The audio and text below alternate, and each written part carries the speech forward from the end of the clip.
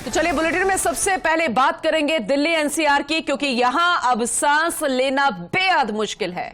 दीपावली के बाद और ज्यादा जहरीली हो गई है हवा। AQI 400 के पार पहुंच गया। दीपावली पर हुई आतिशबाजी के चलते दिल्ली की आबोहवा और ज्यादा बिगड़ गई है।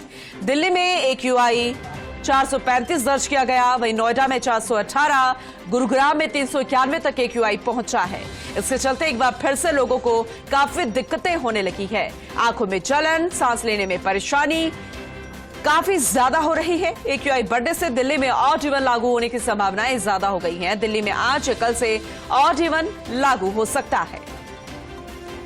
दीपावली के बाद जहरीली हुई हवा AQI 400 के पार पहुंच गया है, यानी कि इससे पहले भी काफी ज्यादा वायु दूषित थी, लेकिन एकाएक बारिश हुई, थोड़ी राहत मिली, लेकिन फिर दीपावली के त्योहार में बैन के बावजूद भी आतिशबाजी की गई, जिससे आबोहवा फिर से जहरीली हो गई है।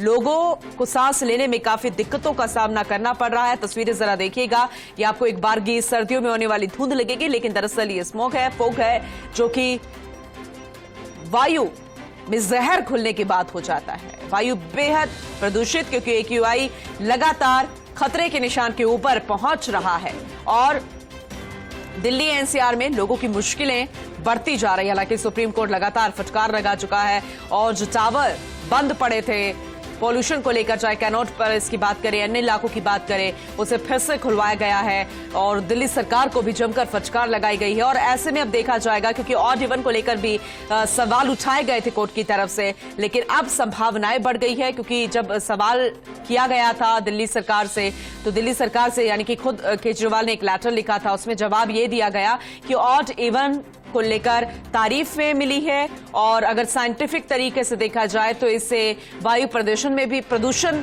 में कमी लाने में हमें काफी फायदा हुआ था और ये एक अच्छा सुझाव है और ये काफी अच्छा प्रयोग भी है, ये जवाब दिया गया था। तो ऐसे में जिस तरीके से वायु प्रदूषित होती जा रही है, एक बार फिर से ऑड और इवन की संभावनाएं बढ़ गई है। ऑड इवन एक बार फिर से समझा देते हैं, यानी कि जब आप घर से बाहर निकलेंगे तो तय दिन के अनुसार आपको ऑड नंबर वाली गाड़ी लेकर जानी होगी, या फिर यूं कहें कि ऑड नंबर के अनुसार उस तय दिन के अनुसार आपको गाड़ी निकालनी होगी। और फिर जब तय दिन होगा, जब आपको सिर्फ इवन नंबर वाली गाड़ी को ही बाहर आप लेकर जा सकते हैं।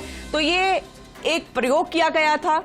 अब साइंटिफिक तरीके से इसे सक्सेसफुल खुद मुख्यमंत्री केजरीवाल और दिल्ली सरकार बताती नजर आ रही है, लेकिन सुप्रीम कोर्ट ने कई सवाल इसे लेकर दागे थे। लेकिन अब जिस तरीके से वायु प्रदूषित हो रही है, एक बार फिर से इसकी संभावनाएं बढ़ गई है।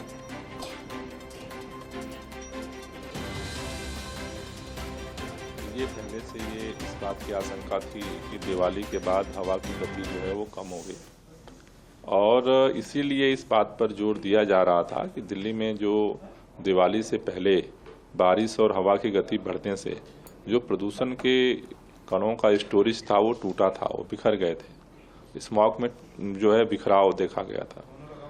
लेकिन ये आशंका थी कि अगर दिवाली पे पटाखे जलते हैं तो वो केवल दिवाली के दिन की बात नहीं थी, वो फिर अगर हवा की गति नहीं होती है तो स्टोरेज हो जाएंगे और फिर वो स्मॉग की स्थिति बनेगी। और जैसी आशंका थी उसके अनुसार ही वो जो पटाखे जलाए गए, धुएं हुए और वो अब एक स्मॉग की स्थिति जो है बनी हुई है। और उसके कारण जो है कल रात में भी जो है कुछ पटाखे जलाए गए, उसने फिर उसको और बढ़ा दिया है और आज जो स्थिति है वो कल के मुकाबले में प्रदूषण का स्तर बढ़ा हुआ है।